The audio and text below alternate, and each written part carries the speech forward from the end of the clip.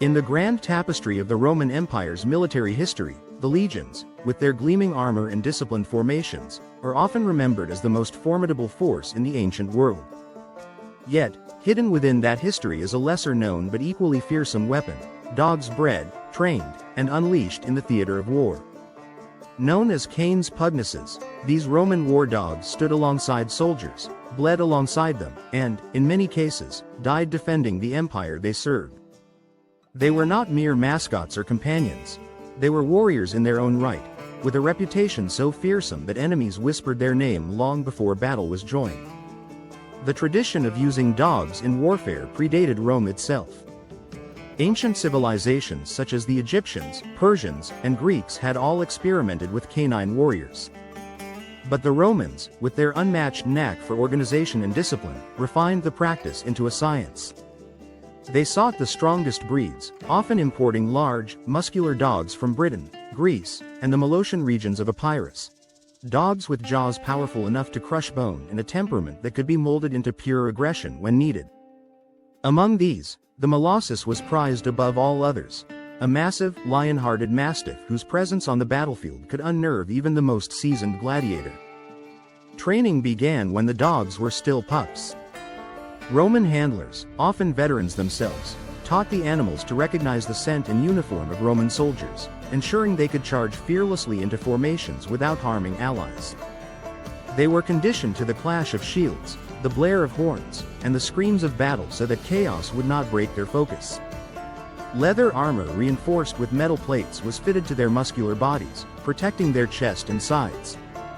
In some cases, blades were affixed to their collars, turning them into living, snarling battering rams.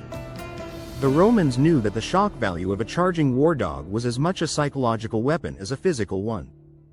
One of the most famous deployments of Roman war dogs occurred during the conquest of Britannia. The native tribes were fierce fighters, skilled in guerrilla tactics and unyielding in defense of their homeland. But when Roman legions marched into the dense forests, they did not come alone. Alongside the cavalry and infantry came the snarling, armored shapes of Molossian dogs. Accounts tell of battles where the tribe's warriors, confident in their ambushes, were thrown into confusion as war dogs burst through the undergrowth, snapping at limbs, dragging fighters to the ground, and scattering formations. In these moments, the dogs were not just warriors, they were the wedge that broke enemy lines. But their role was not limited to the front lines. In Roman camps, war dogs served as sentinels, their keen senses detecting intruders long before human guards could. They patrolled perimeters at night, ensuring that no enemy scouts slipped past. For soldiers far from home, these dogs were also a source of comfort, loyal companions whose presence was a reminder of safety and shared hardship. It was said that a war dog could recognize the voice of its handler even after months apart, greeting them with the same fierce loyalty in peace as in war. The bond between a Roman soldier and his war dog was forged in fire and blood. Handlers often raised their dogs from birth, feeding them from their own rations and caring for their wounds as they would a fellow soldier. In return, the dogs would defend their masters to the death. There are tales of dogs standing over the bodies of fallen handlers, refusing to abandon them even as enemies advanced. Some even carried small pouches of messages between units, racing across battlefields with the determination of a trained courier. The Roman use of war dogs was not without its critics. Some commanders argued that the upkeep of these animals, feeding, training, and transporting them, was a costly burden.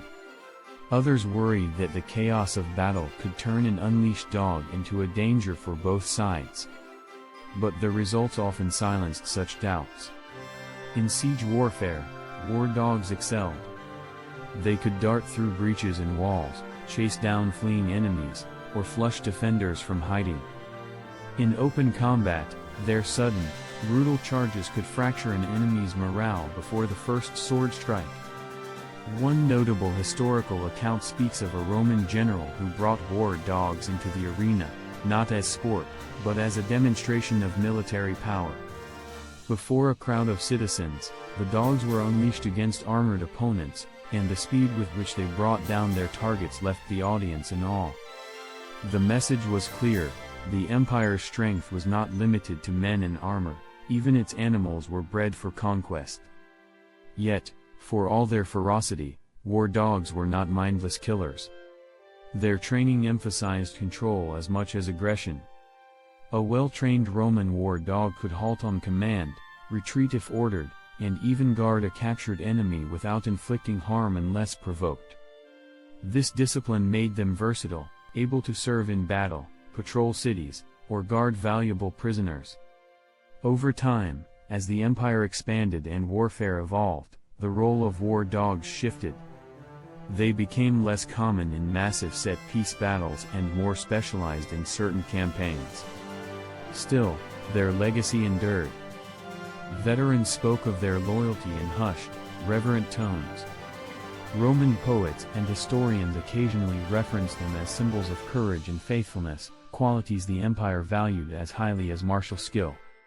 When the decline of Rome began in the later centuries, so too did the presence of war dogs on the battlefield. Political instability, resource shortages, and changing military tactics all contributed to their gradual disappearance from the legion's ranks.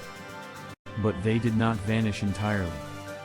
The breeds the Romans had cultivated, Molossian Mastiffs in particular, spread throughout Europe, influencing the bloodlines of guard and working dogs for centuries to come.